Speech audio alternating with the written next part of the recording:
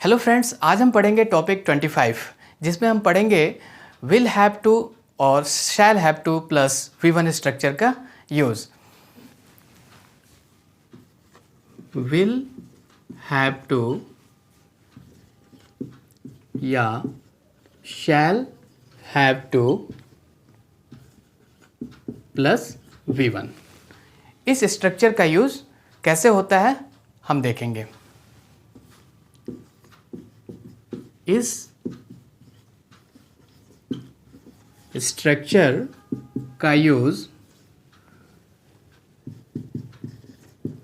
Future में होता है।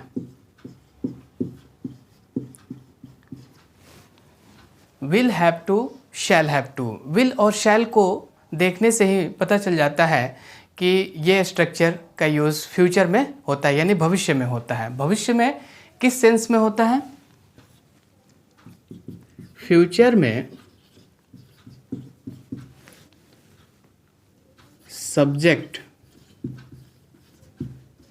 के कंपल्शन या नेसेसिटी बताने के लिए होता है।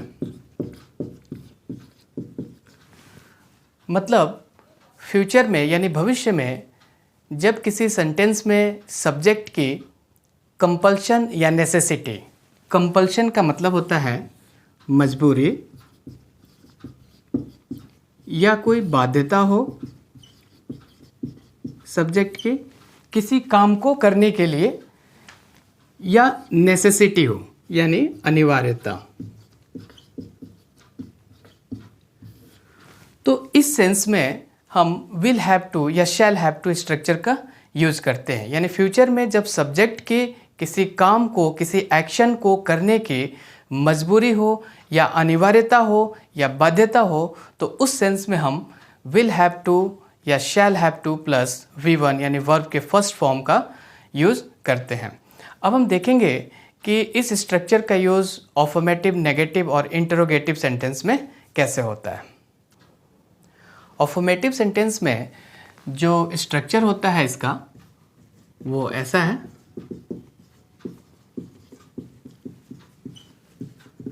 अफर्मेटिव सेंटेंस, सबसे पहले हम सब्जेक्ट लिखते हैं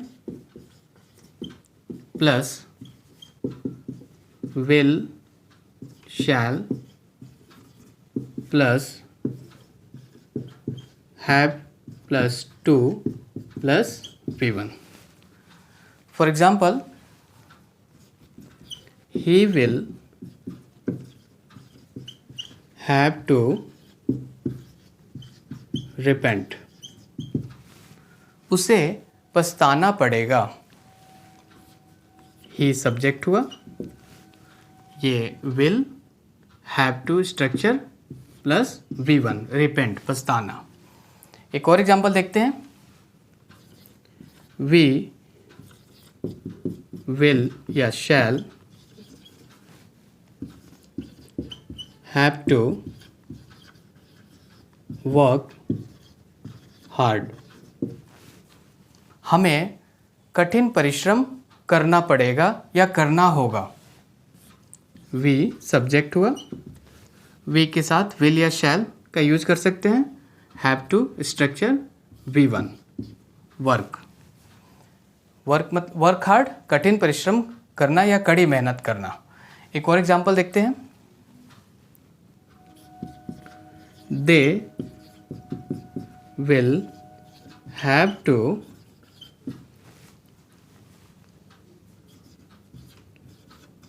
बाई अ कार। उन्हें एक गाड़ी खरीदनी होगी या एक कार खरीदना पड़ेगा। दे सब्जेक्ट हुआ, विल हैव टू स्ट्रक्चर का प्लस V1 बाई, खरीदना, अ कार ऑब्जेक्ट हो गया। अब हम देखेंगे इस स्ट्रक्चर का यूज़ नेगेटिव सेंटेंस में कैसे होता है। नेगेटिव सेंटेंस में जो स्ट्रक्चर होता है इसका वह ऐसा है, पहले हम सब्जेक्ट लिखते हैं, फिर शैल या will plus not plus have plus two plus V1. For example, she will not have to take medicines. उसे दवाइयाँ नहीं लेनी पड़ेगी या उसे दवाइयाँ नहीं लेनी होगी। she सब्जेक्ट हुआ,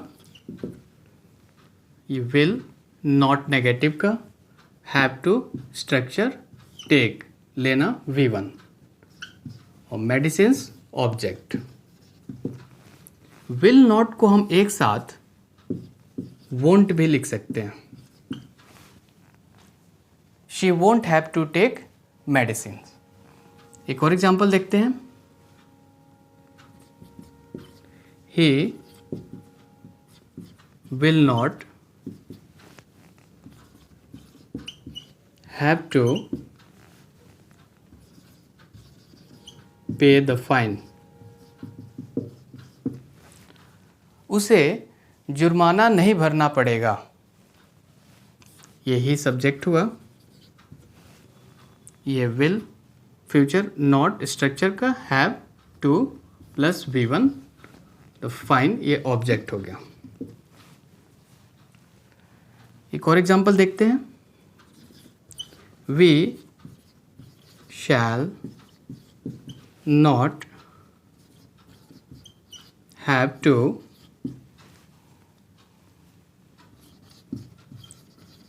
clear the forest.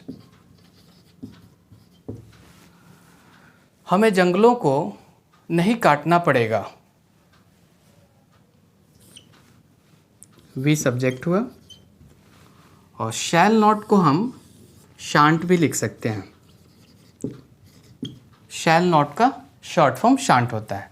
We shall not have to clear the forest. ये हैव टू स्ट्रक्चर, क्लियर ये V1 हो गया।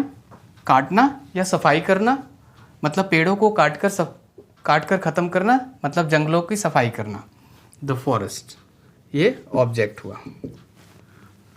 तो विल नॉट का शॉर्ट फॉर्म वोंट और शैल नॉट का शॉर्ट फॉर्म शांट लिख सकते हैं हम। अब हम देखेंगे इस स्ट्रक्चर का यूज़ इंटरोगेटिव सेंटेंस में कैसे होता है। इंटरोगेटिव सेंटेंस में दो टाइप के सेंटेंस होते हैं। टाइप 1 जिसका आंसर हम यस नो में दे सकते हैं और टाइप 2 जिसका आंसर हम यस नो में नहीं दे सकते हैं। तो पहले हम देखते हैं जिस क्वेश्चन का आंसर हम यस नो में दे सकते हैं। उसमें जो स्ट्रक्चर होता है, सबसे पहले हम शैल या विल का यूज़ करते हैं, plus subject plus have plus two plus V1। For example, will she have to speak the truth?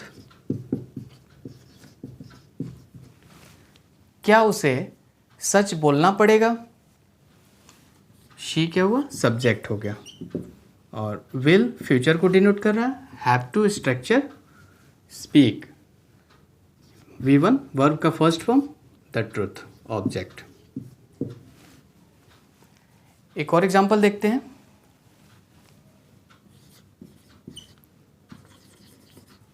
shall we have to wait for hours? क्या हमें घंटों इंतज़ार करना पड़ेगा? वी सब्जेक्ट हुआ।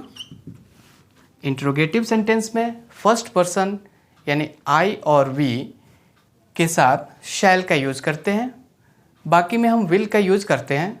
लेकिन इंट्रोगेटिव सेंटेंस में शैल आई और वी यानी फर्स्ट पर्सन के साथ हम शैल का ही यूज़ करेंगे। Shall we have to wait for hours, have to structure, ये शैल फ्यूचर को डिनोट कर रहा है। वेट वर्ब का फर्स्ट फॉर्म, वेट फॉर इंतज़ार करना। एक और एग्जांपल देखते हैं। Will you have to do this work, क्या आपको यह काम करना पड़ेगा।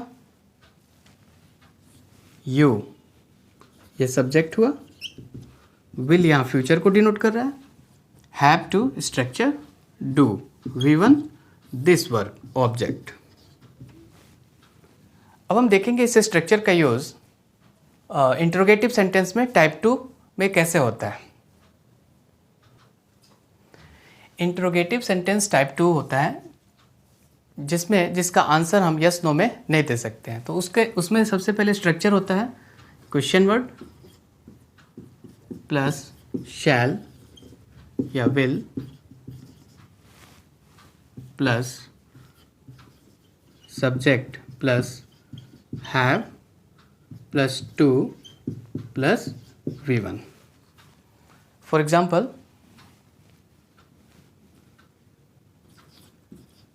why shall I have to be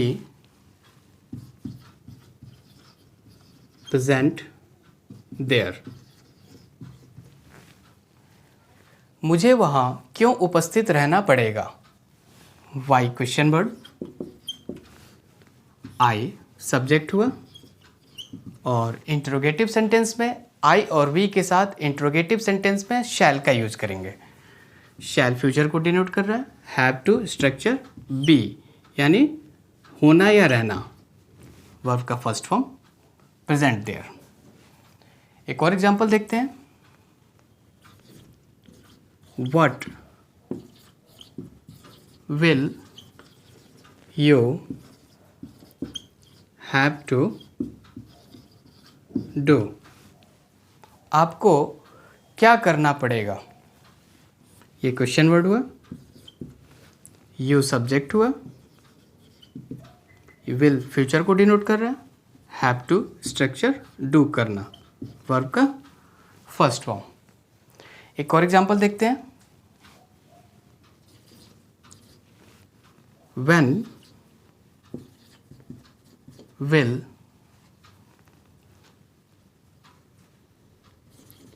the government have to build the roads, सरकार को कब सड़कें बनानी पड़ेंगी। when क्वेश्चन वर्ड,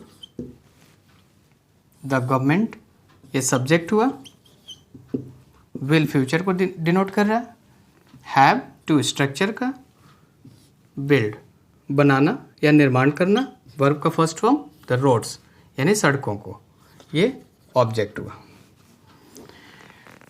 तो इस टॉपिक में बस इतना ही। नेक्स्ट टॉपिक में हम पढ़ेंगे सिंगुलर एंड प्लूरल नाउन्स के बारे में। Thank you.